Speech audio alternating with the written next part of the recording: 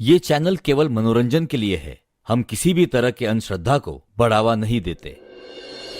दिसंबर की हल्की गुलाबी ठंड में रात के 12 बजे पुणे का चिंचवड़ रेलवे स्टेशन खाली हो चुका था, क्योंकि पुणे से मुंबई के बीच चलने वाली ट्रेन मुंबई पुणे एक्सप्रेस आज 3 घंटे लेट थी। सभी यात्री धीरे धीरे कर दूसरी ट्रेन या अन्य साधनों से निकल चुके थे, मगर जतिन अभी भी वहां खड़ा ट्रेन का इंतजार कर रहा था।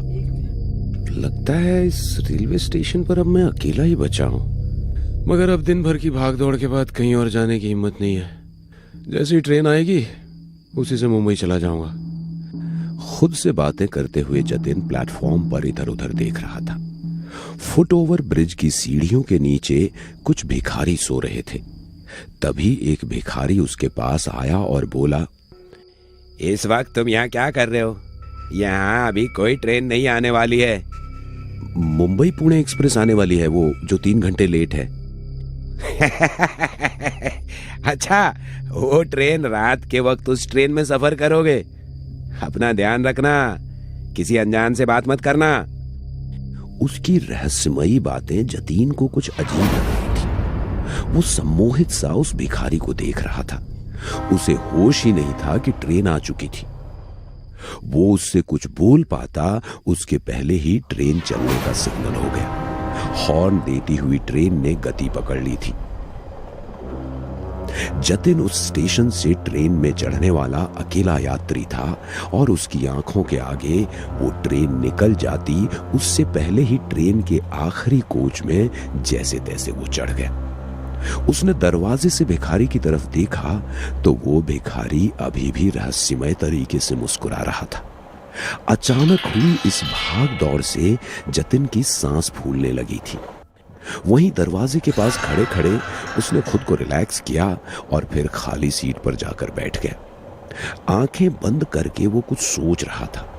खिड़की से बाहर की ठंडी हवा उसकी रूह को सुकून दे रही थी। तभी उसे एहसास हुआ कि कोई उसके करीब तेजी से सांसें ले रहा है। उसने आंखें खोलकर देखा तो उसके पास कोई नहीं था। यहां तक कि पूरा कंपार्टमेंट खाली था। पुणे मुंबई चलने वाली ट्रेन में कभी पैर रखने की भी जगह नहीं होती। उसका खाली कंपार्टमेंट जतीन के मन में बेचैनी पैदा कर रहा था। वो अपनी सीट पर से खड़ा हुआ और कंपार्टमेंट में नजर घुमाई तो दूसरे दरवाजे के पास वाली सीट पर एक व्यक्ति बैठा हुआ था। उसे देख जतिन की सांस में सांस आई। वो उसकी पास वाली सीट पर जाकर बैठ गया। वो व्यक्ति जतिन को देखकर रहस्यमय तरीके से मुस्कुराने लगा, मगर उसकी आंखों में एक सूनापन था। शायद लेट हो जाने की वजह से ट्रेन पूरी खाली है। वो व्यक्ति जतिन की ओर देखता रहा और कुछ नहीं बोला।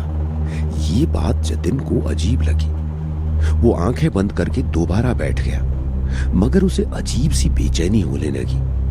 वो खिड़की से बाहर देखने लगा। बाहर धूप अंधेरा था। ट्रेन चल के काफी देर हो गई थी, मगर कोई स्टेशन नहीं आया।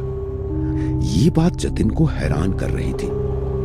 क्या देख रहे हो कि अभी तक कोई स्टेशन क्यों नहीं आया? जतिन हैरान हो गया कि उसे कैसे पता चला कि जतिन क्या सोच रहा था। क्या सोच रहे हो? मुझे पता है कोई स्टेशन नहीं आया है और नहीं आएगा। तुम गलत ट्रेन में चढ़ गए हो। गलत नहीं, मैं तो सही ट्रेन में चढ़ा था। क्या तुमने गौर किया? तुम्हारे अलावा इस ट्रेन में कोई और क्यों नहीं चढ़ा? ये पूरा कंपार्टमेंट खाली क्यों है?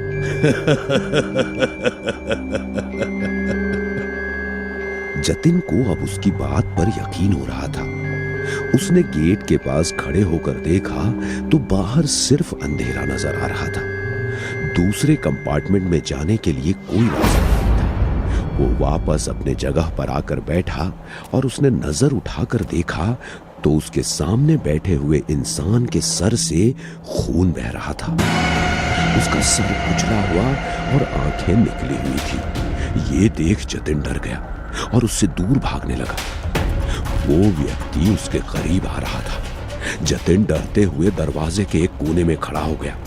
उसकी आंखें बंद थीं। तभी उसे अपने कंधे पर किसी के हाथ का एहसास हुआ। उसने आंखें खोली तो सामने वही व्यक्ति नॉर्मल तरीके से खड़ा था। क्या हुआ? इस तरह क्यों चीख रहे थे? कोई दिक्कत है? वो अभी मैंने, अरे आपका चेहरा तो ठीक है, अभी तो खून बह रहा था। अरे वो खून, वो तो बरसों पहले मुझे चोट लगी थी, उसके कारण तुम्हें नजर आया होगा। बरसों पहले की चोट का खून अब? हाँ, करीब 20 साल पहले इसी ट्रेन से सफर कर रहा था मैं। उस दिन भी ये ट्रेन लेट हो गई थी। प्लेटफॉर्म पर मेरे साथ 1-2 पैसेंजर ही थे। मैं ट्रेन में चढ़ा तो मेरे पीछे कुछ शराबी भी चढ़ गए। पूरी ट्रेन खाली थी। उसके बावजूद जगह के लिए मेरे साथ हाथापाई करने लगे और थोड़ी सी बहस हुई तो उन लोगों ने मुझे चलती हुई ट्रेन से बाहर फेंक दिया। मेरा सर बिजली के पोल से टकराया और उसमें से खून की धार बह गई। मैं पटरी पर गिर गया। इसके पहले कि मैं खुद को संभाल पाता, एक ट्रेन धड़धड़ाते हुए मेरे ऊपर से गुजर गई। तब से मैं इस ट्रेन में उन लोगों को तलाश रहा हूं। न जाने कब मेरी तलाश पूरी होगी। कहते हुए उस व्यक्ति के चेहरे पर मायूसी के भाव आ गए। वैसे आप कहानी अच्छी सुना लेते हैं। यदि आपके ऊपर से ट्रेन निकल जाती तो इस वक्त आप जिंदा नहीं होते। किसने कहा तुमसे कि मैं जिंदा हूं? मैं तो मर चुका हूं। कितना बेहुदा मजाक है। मुझे इस तरह का मजाक बिल्कुल पसंद नहीं है।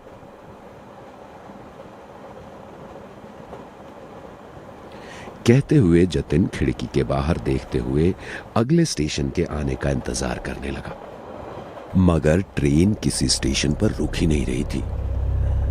तुम इंतजार करते रहोगे लेकिन ये ट्रेन नहीं रुकेगी। कहते हुए उस व्यक्ति का हुलिया बदलने लगा। कुछ देर पहले जतिन को वो जिस रूप में नजर आया था वैसे ही भयानक रूप में उसके सामने था। डरते हुए जतिन ने चेन खींचकर ट्रेन को रोकने की कोशिश की, मगर जैसे ही उसने चेन खींची ट्रेन की स्पीड और बढ़ गई। झटका लगने के कारण वो जमीन पर गिर गया और वो व्यक्ति उसके सामने आ गया।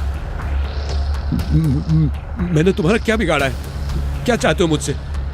मैं तो तुम्हें जानता भी नहीं, मुझे जाने दो। कहते हुए जतिन उससे दया की भीख मांगने लगा, मगर वो व्यक्ति उसे और डराने लगा। उसके सर से बहने वाला खून जतिन के ऊपर गिर रहा था।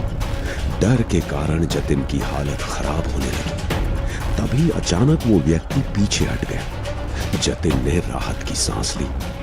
क्या तुम सच में मेरी मदद कर सकते हो? मुझे छोड़ दो, मैं आपके लिए कुछ भी करने को तैयार हूं। जतिन ने कह तो दिया था, मगर डर के कारण उसकी हालत खराब थी। वो जिंदा लाश की तरह आंखें फाड़े उसे देख रहा था। मुझे मुक्ति चाहिए, बोलो, दिला सकते हो मुझे मुक्ति? मुक्ति?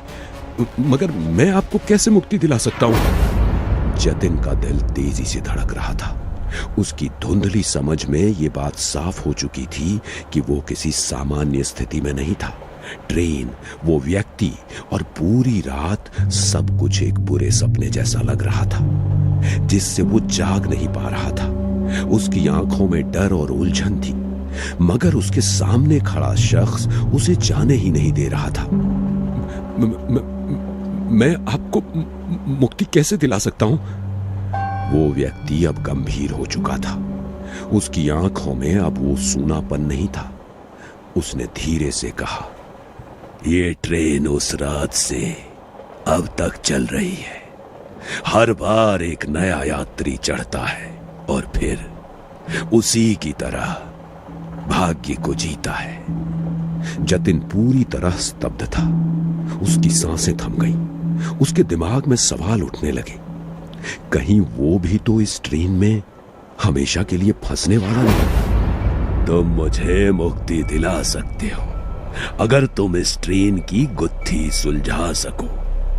मुझे इस ट्रेन से कोई बाहर निकाल सकता है तो वो तुम हो। तुम वही आखिरी यात्री हो जो यहां से बाहर जा सकता है, लेकिन इसकी एक कीमत है। क्या कीमत? व्यक्ति ने जतिन की आंखों में गहरी नजर डाली और धीरे से बोला, तुम्हें अपनी जगह मेरे लिए छोड़नी होगी। अगर तुम इस ट्रेन से बचना चाहते हो तो तुम्हें उस यात्री का रोल निभाना होगा जो हर बार मरता है। तुम्हारी मुक्ति उसी में है, लेकिन तुम्हारा सफर यहीं खत्म होगा। जतिन की आंखों में डर साफ दिखाई देने लगा। उसकी समझ में नहीं आ रहा था कि वो क्या करे। बाहर कोई स्टेशन नहीं था और ट्रेन रुकने का नाम ही नहीं ले रही थी। व्यक्ति की बातों में छिपे रहस्य ने उसकी हालत और खराब कर दी थी। अब वक्त कम है, चुन लो। या तो तुम मुझे मुक्त करोगे और खुद इस ट्रेन का हिस्सा बन जाओगे, या फिर अगली मंजिल तक तुम्हारी कहानी भी खत्म हो जाएगी।